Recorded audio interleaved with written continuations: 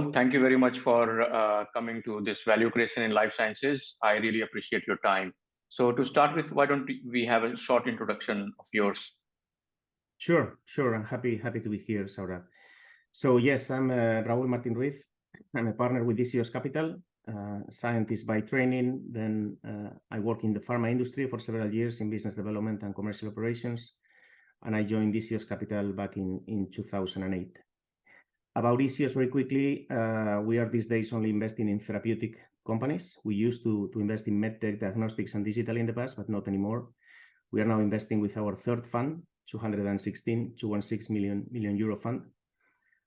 We have already invested in 12 companies, 2 of them not yet disclosed, and we still have room for several other investments with this fund. Agnostic in terms of therapeutic area, agnostic in terms of modality. Obviously, in both cases, we have to look at things on a case by case, but that's the idea. Geographically speaking, we are primarily focused on the European Union, but we have flexibility for investing in other European countries and also the US. Super, thanks a lot. So Raul, today we are going to focus on questions mostly related to the psychology of investing, especially in venture capital. So as you know, today, at least for the past 1 year, it has not been a great time in biotech. The biotech market crashed last year. In fact, it started its downfall in October 2021. And after that, there has been a downfall. And I think, you might also have read the Torreya Partners report where I think there was some data, I don't correctly remember, but it was like 50% of the companies had their market cap less than cash, something like that, right?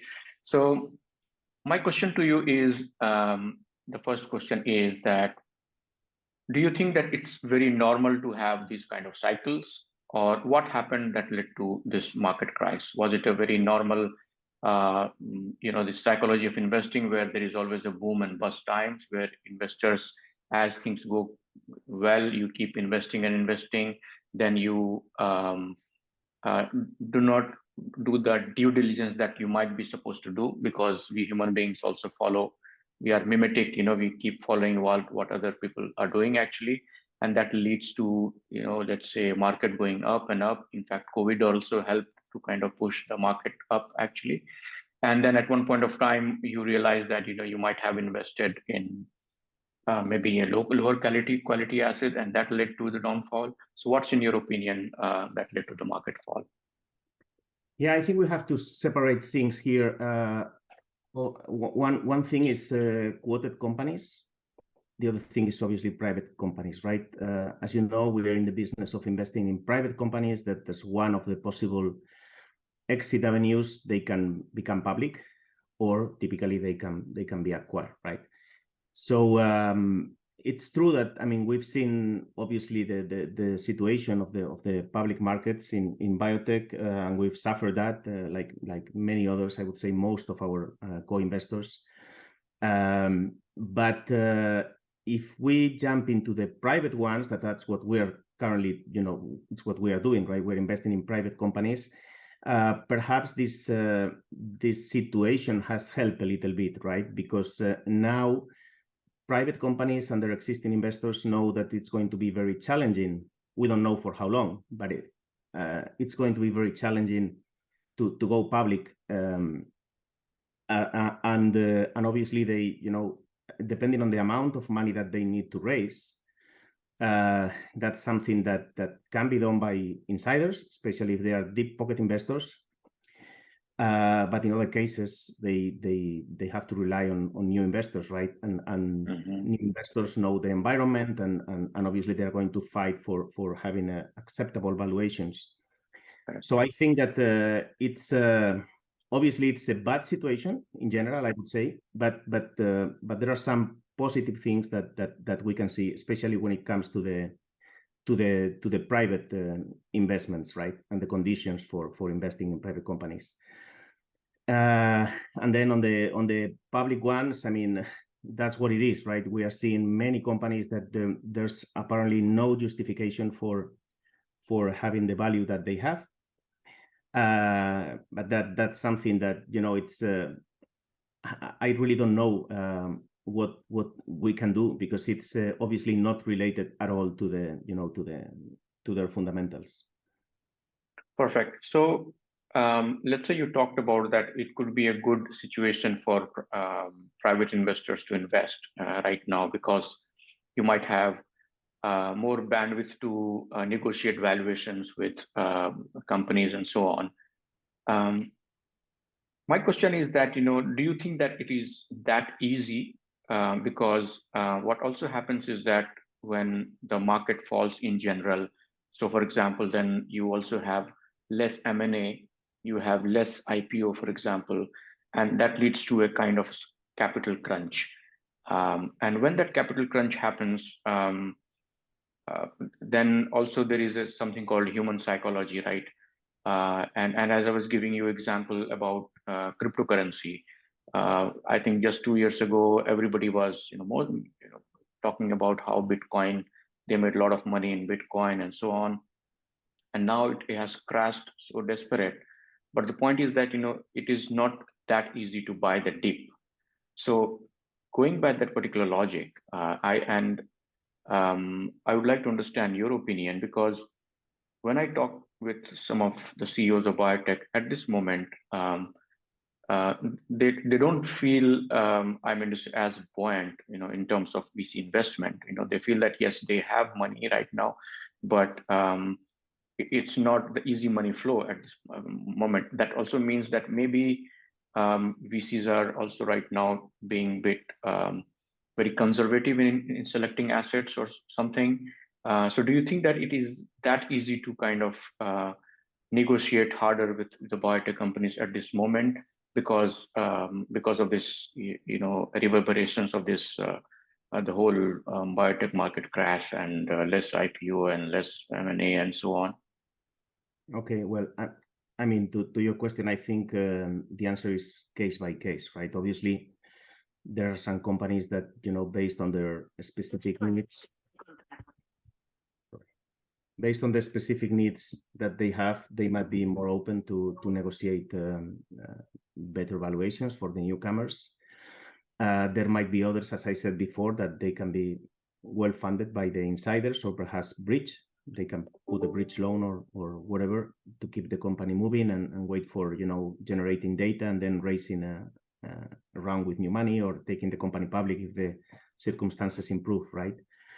So yeah, I think this has to be done on a case by case basis. But my general thought is that most, if not all, the companies that really have interesting programs that we know that are addressing or trying to address a clear unmet medical need, that we know that pharma is on top of them because of mechanism of action, indication, modality, whatever, complementarity with their portfolios or pipelines, etc. I think that, as I said, most of those companies, if not all, will be funded, right? Mm-hmm. So it might take longer. Obviously, especially if you are talking about large rounds, you need the right syndicate in place. Sometimes putting together the right syndicate might be challenging.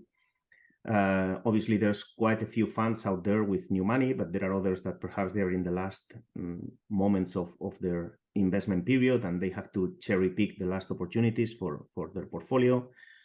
So there might be many circumstances, but in general, I think that that these companies that really deserve it will be funded. And obviously, it's a question of the insiders and the company to reach an agreement on the valuation and any other possible problems, right, that the new investors might see.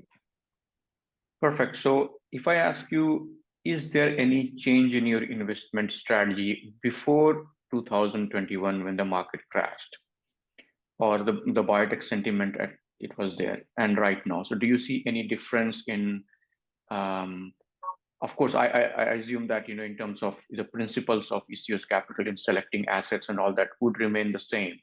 But in terms of investing, do you see any change in your strategy right now versus if I go back 2 years ago?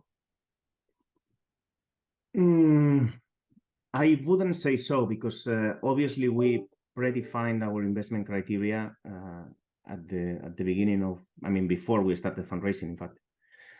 And I think that's everything is still valid, right? The unmet need, the interest from pharma, the market size. So there are a number of things that they are there and they have not changed at all, right? The only thing is that in our particular case, we've done several investments with this fund already. So we are now facing not the last ones because we still have several slots, right? But at this point you have to be a little bit more careful, right, in terms of which are the opportunities that you decide to move forward as investments. And obviously you have to put that in the context of the existing portfolio, and the existing portfolio is what it is. And you might have some companies that are already in the public market and they are performing one way or another. Now in most of the cases, they are performing really poorly. So you have to take that into account. But I think that that's somehow independent. In general, it's independent of the current situation, right?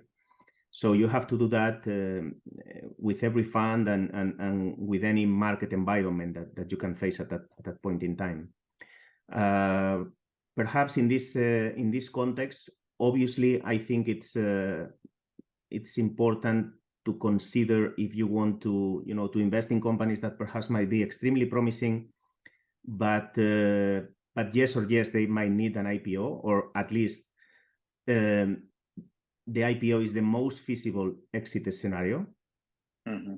If that's the case, and that's going to be within a relatively short period of time, that might be a challenge because we don't know what's going to happen in the coming months or even years, right? From time to time, we have some more news. The last one was the Silicon Valley Bank thing, and we don't know what's going to happen in a few months from now, right?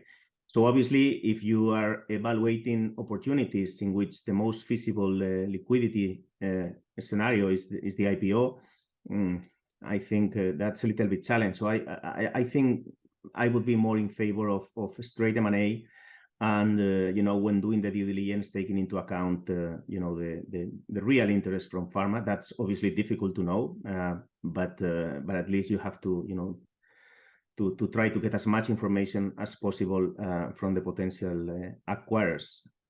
Correct. I think in the recent months there has been a few interesting M&A deals as well. Nimbus Capital, Nimbus Therapeutics, Belus Therapeutics as well, Belus Pharma as well, with very big upfronts and so on. So maybe things might change. Let me talk a little bit about capital efficiency. We just discussed as well that the valuations in general in US is much higher in Europe, and in current times also you see that it's still higher than in Europe, because of course, and as in US also the capital raise also is very high. The cash burn rate also is very, very high.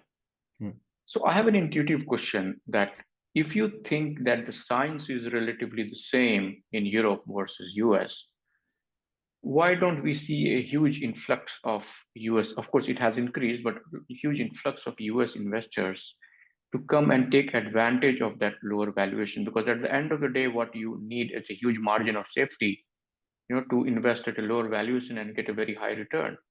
So what is it just a distance, which is because investors like to invest in proximity?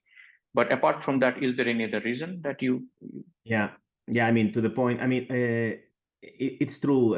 The number of US investors looking at European deals has increased, but the first time that I heard this from a US investor was several years ago, and it was definitely before COVID, right? So they already knew at that time that valuations in Europe were lower when you compare more or less equal things, right, on both sides of the Atlantic. So they already knew that, and in fact, some of them started to set up offices or to put people on the ground in Europe. Then now, in this specific context, I really don't know if they are. I mean, they are investing in Europe, that's for sure, and we have co-invested with some US investors here in Europe, but I really don't know if they are looking at more deals in Europe or not. It could be, but on the other hand, they could also, try to, as you said before, they invest locally. The proximity is something relevant for all of us as investors. So perhaps they are trying to, to invest in US companies and trying to get better valuations. So and in the current context, that's something that can happen, right? So I think it's highly unfeasible that US companies with a large pre-money that cannot go public, or at least it seems highly unfeasible that they can go public in the short term. They can remain with those valuation, right? So I guess that the US investors are also doing their job, right, and trying to get the most of the situation. Correct. Thanks. I was reading a data from Bruce Booth's blog about the venture creation, in fact, the effect of this market and so on. And he provided a data which said that there is a 50% drop in venture creation, from 2020 to in 2021, and it goes back to like levels of 2013 and 14, actually. Do you see this as a good sign or a bad sign? Good sign in the sense that, is it because investors are spending a lot of time in the due diligence and trying to carefully select the right assets only, or is it because of the psychology that, as we talked about, that there is a fear in the market, the exits and all that are right now not very clear and so on? So is it that has led to, let's say, 50% drop in the venture creation? I mean, I think it can be a combination of both things. I mean, especially if we focus on the US, and that's what I guess that Bruce Booth was referring to. Yeah, as I said, many of these companies were created from the beginning with the idea of going public. Obviously, that's not there as of today. It's not an option or an optimal option. So that can be part of the problem. And then on the, conducting thorough due diligence and all these things, I think that obviously investors are becoming more careful and more selective in terms of choosing their investments, especially if you think that the M&A route will be the prominent one in the short mid-term. As I said before, you obviously have to take into account where pharma are looking for. There are many pharmas out there that have a lot of money. Apparently, they are not in a hurry. We've seen big deals recently, but I was expecting to see more, frankly speaking. And this is because you can read from time to time statements from pharma saying that they are not in a hurry of they just want to buy the right assets at the right time.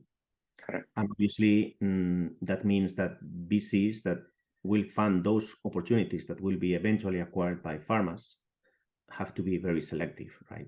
So I think it's probably a combination of both things. It's a personal opinion. Perfect. So let's get back to another small problem besides this biotech market crash. I think recently you might have also heard about Inflation Reduction Act and its effect on companies, especially in oncology and so on, right?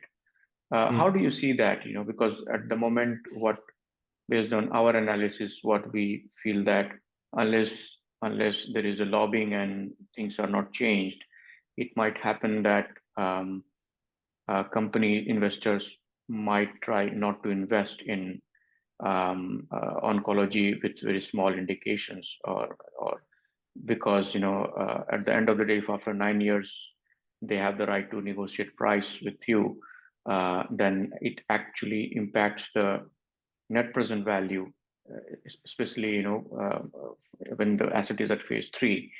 And if the net present value is down, that also might result in pharmaceutical company paying lesser deal value, because right now they know that their cash flow will be down.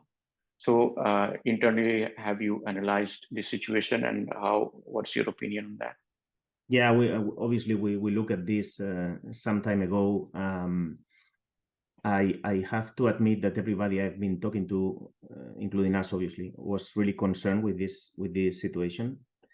So it's something that I don't know if the idea was a good one or not, but what I think is that this is not going to help at all to the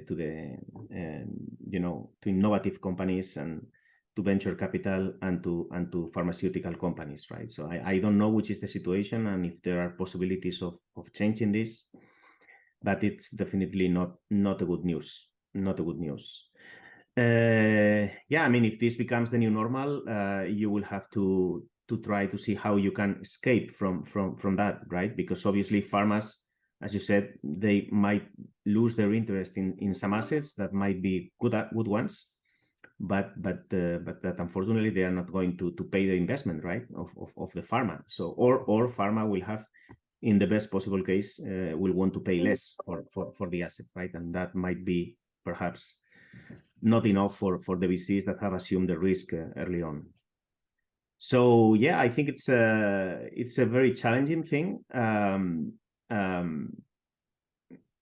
you also see a shift in biological investment because biologics yeah, have because around 13 years? they are less punished. Yes, they are less punished. Yeah, that's true. But at the end of the day, it's true that many indications can be addressed and well addressed with biological products, but there are others that can be addressed with small molecules, right? And exactly. in some cases, it's the optimal way to go, right? So exactly, having a vast number of modalities, I think it's something great, right? But then you have to see which is the best modality for every specific target. So yeah, I mean that's something that will happen, I think, but we have to take into account that there are also several challenges with biologics.